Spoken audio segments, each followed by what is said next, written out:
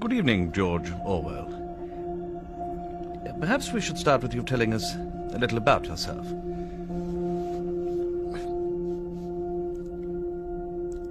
I like English cookery, English beer, French red wine, Spanish white wine, Indian tea, strong tobacco, coal fire, candlelight, and comfortable chairs. Go on. I dislike big towns, noise, the motor car, the radio, tinned food, and central heating. Interestingly... And modern furniture. Quite.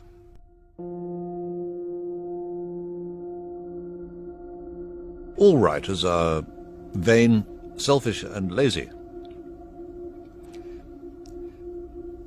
And at the bottom of their motives there lies a mystery. And so you have no control over what you write? Writing a book is a horrible, exhausting struggle. Like a long bout with some painful illness. One would never undertake such a thing if one were not driven by some demon one can neither resist nor fully comprehend. 1984, with its thought police, Room 101 and Big Brother, has given us a language with which we can defy oppression. What demon drove you to dream up 1984?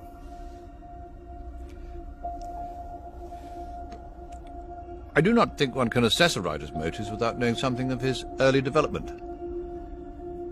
His subject matter will be determined by the age in which he lives. But before he ever begins to write, he will have acquired an emotional attitude from which he will never completely escape.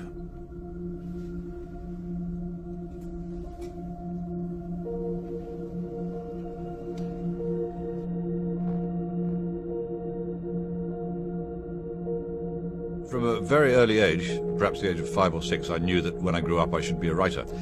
Between the ages of about 17 and 24, in Burma, I tried to abandon this idea, but I did so in the consciousness that I was outraging my true nature, and that sooner or later I would have to settle down and write books.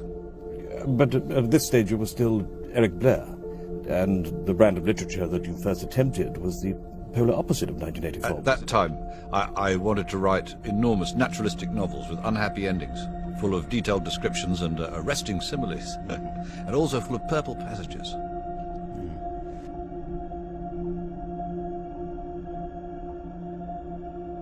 I spent 5 years in an unsuitable profession, the Indian Imperial Police in Burma. I then underwent poverty and a sense of failure. This increased my natural hatred of authority, but these experiences were not enough to give me an accurate political orientation.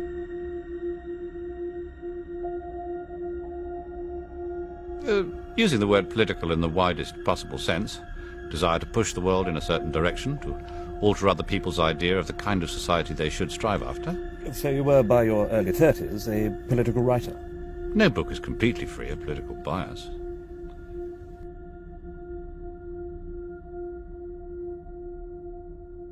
The Spanish War turned the scale, and thereafter I knew where I stood. Every line of serious work that I've written since 1936 has been written, directly or indirectly, against totalitarianism. In a more peaceful age, I might have written ornate or merely descriptive books. As it is, I've been forced into becoming a sort of pamphleteer.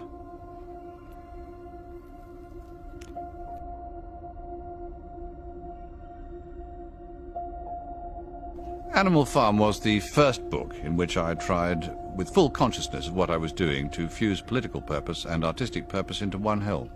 Some say politics has no place in art. The opinion that art should have nothing to do with politics is itself a political attitude. What I most wanted was to turn political writing into an art.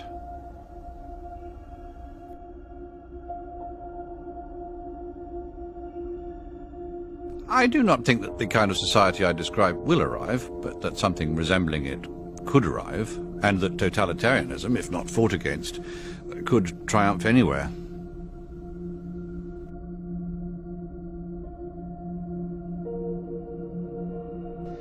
I think that allowing for the book being, after all, a parody, something like 1984 could actually happen. This is the direction the world is going in at the present time. In our world, there will be no emotions except fear, rage, triumph and self-abasement. The sex instinct will be eradicated. We shall abolish the orgasm. There will be no loyalty except loyalty to the party. But always there will be the intoxication of power. Always, at every moment, there will be the thrill of victory, the sensation of trampling on an enemy who is helpless. If you want a picture of the future, imagine a boot stamping on a human face forever. The moral to be drawn from this dangerous nightmare situation is a simple one. Don't let it happen. It depends on you.